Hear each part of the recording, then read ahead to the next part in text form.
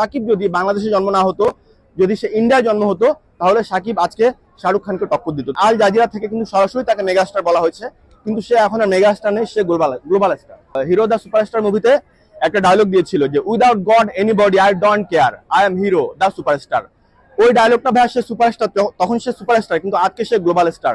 কিন্তু সে যে ডায়লগটা দিয়েছিল সেটা কিন্তু আজকে সেই ডায়লগটার সাথে আজকে কিন্তু সবকিছু মিলে গেছে। আজকে সে সুপারস্টার না, আজকে সে মেগাস্টার না, তার ভক্তরা তাকে ভালোবেসে ডাকে, আজকে কিন্তু সে গ্লোবাল স্টার হয়ে গিয়েছে। সে দেখেন বলিউড বলেন, হলিউডের নায়িকার সাথে অভিনয় করেছে, বলিউডের নায়িকার সাথে অভিনয় করেছে, কলকাতার সব থেকে মোস্ট টপ যে নায়িকা তাদের সাথে অভিনয় করেছে, পাকিস্তানের হানি আমিরের সাথেও হয়তো আগামী কুরবানি ঈদে অভিনয় করবে, এটা আমরা শিওর না, কথা চলছে। তো আর কি আখ্যা তাকে দিবেন বলেন? সে সবকিছু লিমিট ক্রস করে গিয়েছে।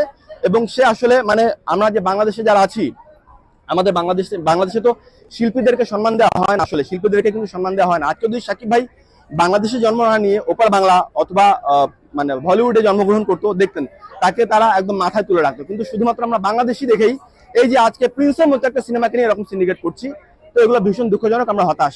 সাকিব ভাইয়ের প্রিন্স মুভির পোস্টার তারা কেন রাখেনি? এটা অনেক বড় একটা চক্রান্ত।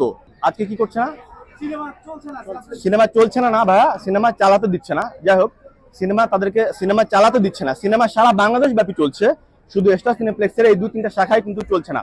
এবং আমি হচ্ছে আমাদের যে বাংলাদেশের যে প্রযোজক সমিতির যে মেন লিডার জনাব খসরু আলম খসরু ভাইয়ের সাথে আমি তাকে প্রশ্ন করেছিলাম। উনি বলেছিল সাকিব যদি বাংলাদেশে জন্ম না হতো, যদি সে ইন্ডিয়ায় জন্ম হতো, তাহলে সাকিব আজকে শাহরুখ খানকে টক্কর দিত। তো আমরা বাংলাদেশে সাকিব ভাই তো কোনো কম্পিটিটর নেই, এগুলো আমরা ভাবিও না, আমাদের ভাবার সময়ও নেই।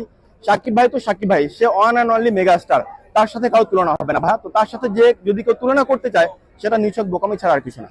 আপনি যখন একটা রাজ্যে রাজা হবেন, তখন আপনার যারা প্রজা থাকবে তাদের ভিতরে কিন্তু অনেক ক্লিকবাজ মানে থাকবে, ওরা অনেক কিছু আপনাকে বলবে আপনার সিংহাসন থেকে আপনাকে নামাতে।